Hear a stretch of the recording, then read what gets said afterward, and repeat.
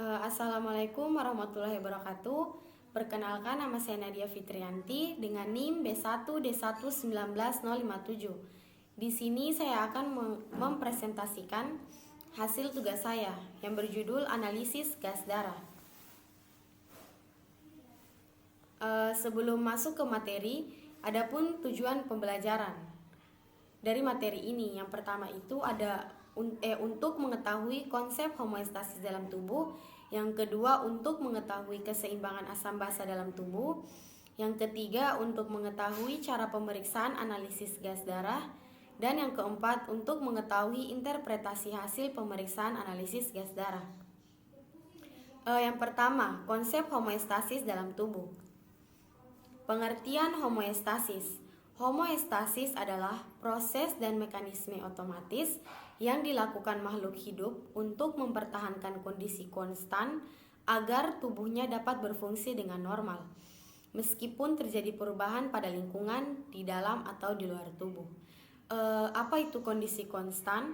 Kondisi konstan ini meliputi berbagai variabel seperti suhu tubuh dan keseimbangan cairan tubuh yang dijaga dalam batas yang telah ditentukan atau yang biasa disebut dengan homeostasis.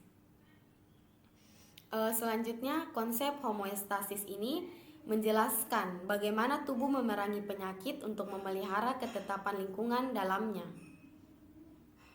Selanjutnya, proses terjadinya homeostasis dalam tubuh. Yang pertama, ada vasodilatasi atau pelebaran pembuluh darah. Yang kedua, berkeringat. Yang ketiga, penurunan pembentukan panas. Yang keempat, vasokonstriksi kulit di seluruh tubuh atau kondisi yang bisa mengakibatkan disfungsi ereksi. Dan yang kelima, ada piloereksi atau berdirinya rambut di tubuh untuk menekan udara peningkatan pembentukan panas. Selanjutnya, homeostasis ini terbagi menjadi 3 tahap atau 3 bagian. Yang pertama itu keseimbangan cairan yang pertama keseimbangan cairan, yang kedua keseimbangan elektrolit, dan yang ketiga keseimbangan asam basa. Keseimbangan cairan ini sangat penting karena diperlukan untuk kelangsungan hidup organisme. Keseimbangan yang diperlukan oleh tubuh di mana input sama dengan output. Yang kedua, keseimbangan elektrolit ini berarti adanya distribusi yang normal dari tubuh total dan elektrolit ke dalam seluruh bagian tubuh. Dan yang ketiga, keseimbangan asam basa. Keseimbangan asam basa adalah mekanisme pengaturan pH pada cairan ekstraseluler tubuh secara homeostasis. Dan yang kedua, keseimbangan asam basa dalam tubuh. Keseimbangan asam basa. Keseimbangan asam basa adalah suatu keadaan di mana konsentrasi ion hidrogen yang diproduksi setara dengan konsentrasi ion hidrogen yang dikeluarkan oleh sel. Adapun mekanisme keseimbangan asam basa ini terbagi menjadi 3. Yang pertama ada mekanisme buffer seluler, yang kedua ada kompensasi menggunakan sistem pernapasan, dan yang ketiga kompensasi melalui sistem ginjal. Yang pertama itu buffer. Buffer adalah substansi kimia yang mengurangi perubahan pH dalam larutan yang disebabkan penambahan asam atau basa. Buffer ini terbagi menjadi 3 jenis. Yang pertama itu ada fosfat, yang kedua protein plasma, dan yang ketiga hemoglobin. Sistem buffer. Sistem buffer ini mampu mempertahankan keseimbangan asam basa dengan menetralisir kelebihan asam melalui pemindahan atau pelepasan ion hidrogen. Nah, jika terjadi kelebihan ion hidrogen pada cairan tubuh, maka buffer akan meningkat ion hidrogen sehingga perubahan pH dapat diminimalisir. Yang kedua, pengaturan pernapasan. Paru-paru membantu mengatur keseimbangan asam basa dengan cara mengeluarkan karbon dioksida. Yang pertama itu CO3 dan H2CO3-nya meningkat. Kemudian terjadilah pusat pernapasan meningkat. Dan setelah itu CO2 dikeluarkan dan H2CO3-nya menjadi turun. Selanjutnya pengaturan ginjal. Ginjal mempertahankan keseimbangan asam basa dengan pengeluaran selektif bikarbonat dan ion hidrogen. Ketika berlebihan, hidrogen terjadi dan pH menjadi turun, maka ginjal mereabsorpsi bikarbonat dan mengeluarkan ion hidrogen. Pada keadaan alkalosis atau pH tinggi, maka ginjal akan mengeluarkan bikarbonat dan menahan ion hidrogen. Adapun faktor yang mempengaruhi asam basa. Yang pertama ada exercise atau aktivitas, yang kedua hormon, yang ketiga sistem saraf, yang keempat suhu tubuh, usia dan juga lingkungan. Masuk ke cara pemeriksaan analisis gas darah.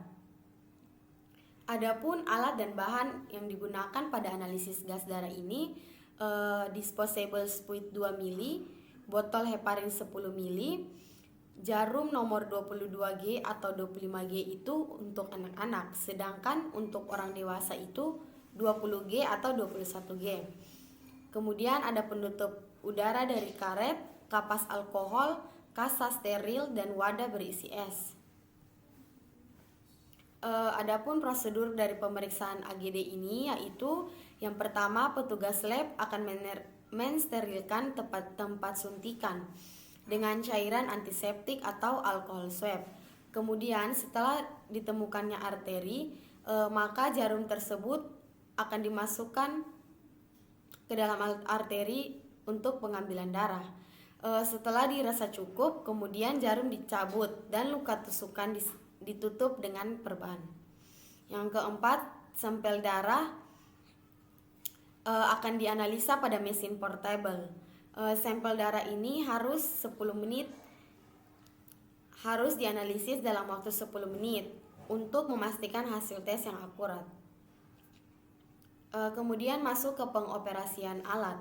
Yang pertama, nyalakan power on. Yang kedua, sebelum alat digunakan dilakukan kalibrasi alat dengan cara tekan calibrate, kemudian enter. Maka alat akan melakukan kalibrasi secara otomatis.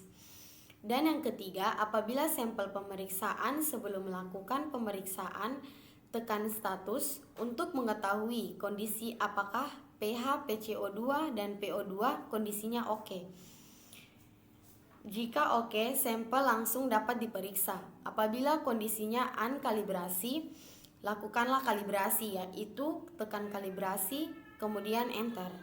Yang keempat, apabila alat sudah dalam kondisi ready for analisa, berarti alat sudah siap melakukan pemeriksaan.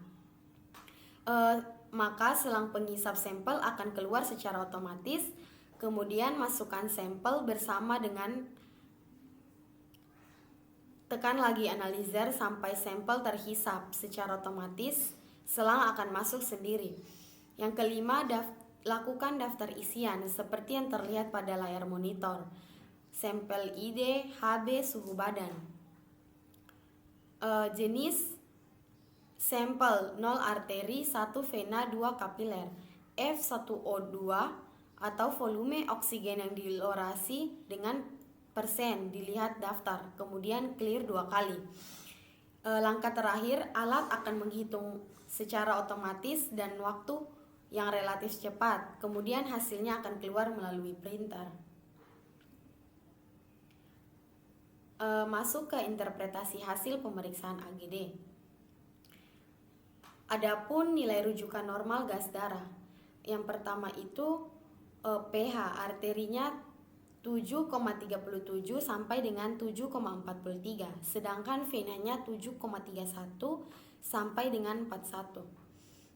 Masuk kedua PCO2, yaitu arterinya 38 sampai 42 dan venanya 35 sampai 40. CO2 total, arterinya 19 sampai 25 dan venanya 23 sampai 40 dengan satuan mmHg. PO2, arterinya 85 sampai 100 dan venanya 35 sampai 40, satuannya mmol per L.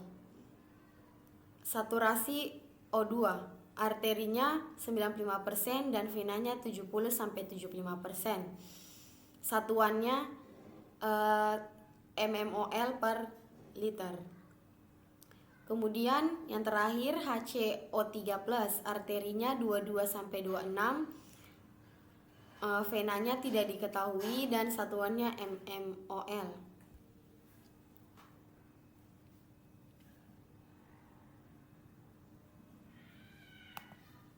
Sekian dari saya, kurang dan lebihnya dimohon maaf.